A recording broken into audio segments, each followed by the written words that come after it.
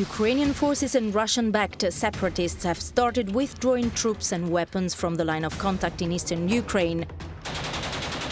The conflict in Luhansk and Donetsk Donbas regions started in April 2014 and has killed almost 13,000 people so far.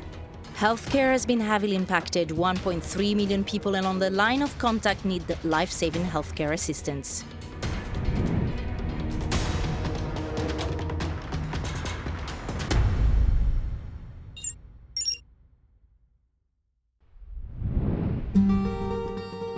The village of Zolote 3 lies some 2 kilometers away from the line of contact, and most of its residents have fled the conflict.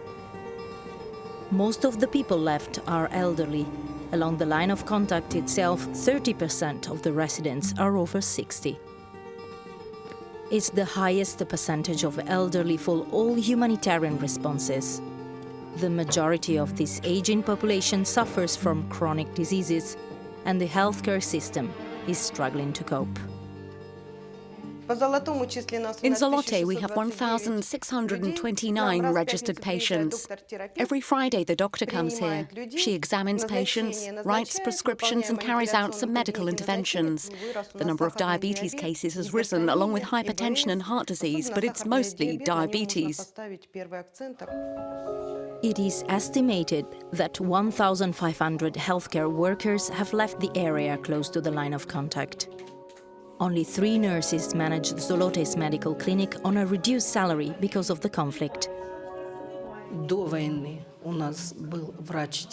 Before the war began, we had a general practitioner, a dentist, a gynecologist, and 1 pediatrician.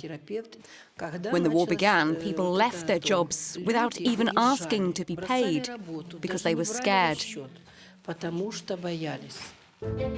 The Spanish branch of the NGO Doctors of the World, financed by EU humanitarian aid, started working in the Luhansk region in 2015. It fills the gap in local staff with 2 mobile health units. We joined one of them and headed to Zolote 3. In our team, we have a psychologist, a midwife, a doctor, a nurse. Every day we go to a different location. There are 9 in total. We visit each location twice or 3 times per month. The MDM team had over 40 patients waiting for them that day. They were examined, listened to, and given medicines.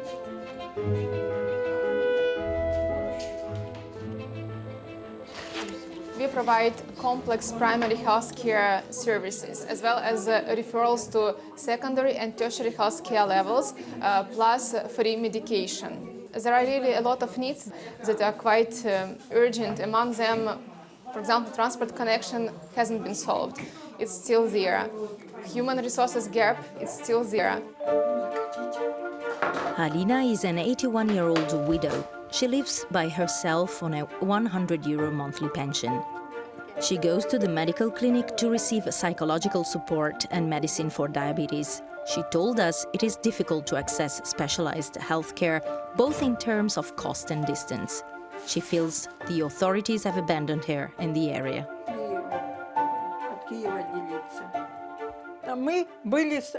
We used to be at the center of this district, and now we're on the line of contact. The authorities abandoned us. Nobody's maintaining the buildings and houses around. We're on our own. European financial support has been stable during the war. They told us assistance has been delivered equally on both sides of the contact line, even though needs are harder to assess in areas not controlled by the government. In case of developments on the ground, we stand ready to shift our priorities and to provide aid wherever it is necessary, as long as our partners are given access to beneficiaries. Whether the peace agreement has been reached or not, there will be a need for humanitarian aid for at least a year or 2 to come. International funding for healthcare in eastern Ukraine has dropped to 38% of the needs in 2018 from 98% in 2014.